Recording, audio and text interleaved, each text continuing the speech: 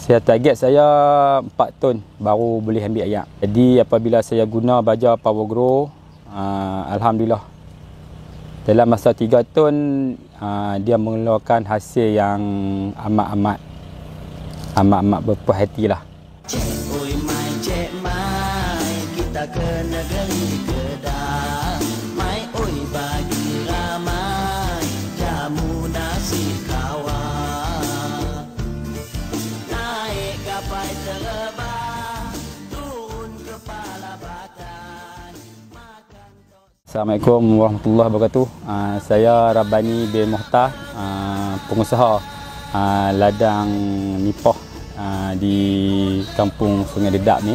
Ladang nipah ni keluasan dia lebih kurang dalam satu relung lebih.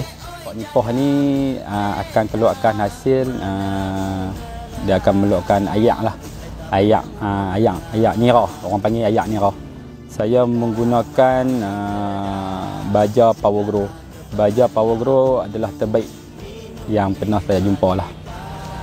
Jadi bila guna baja Power Grow ni, dia menghilangkan semua serangga-serangga yang dulunya ada. Bila saya pakai baja Power Grow ni, dia punya semua tu telah hilang lah daripada semua pokok. Hasil dia saya boleh kutip dalam masa sehari lebih kurang dalam 150 bungkus lah. Dalam 150 bungkus dalam masa sehari. Hasil dia amat menggembirakan saya lah. Khasiat dia banyak, khasiat dia. Kencing manis pun boleh menghilangkan bila kita minum ayak nira.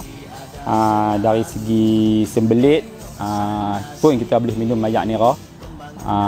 Kalau untuk wanita, awet muda lah.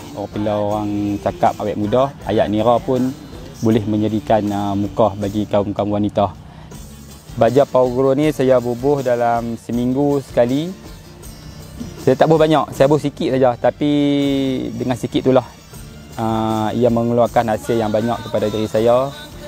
Baja Power Grow ni murah, jimat yang lebih mengenakkan lagi, ia amat murah lah. Baja Power Grow ni adalah terbaik. Silalah guna baja Power Grow.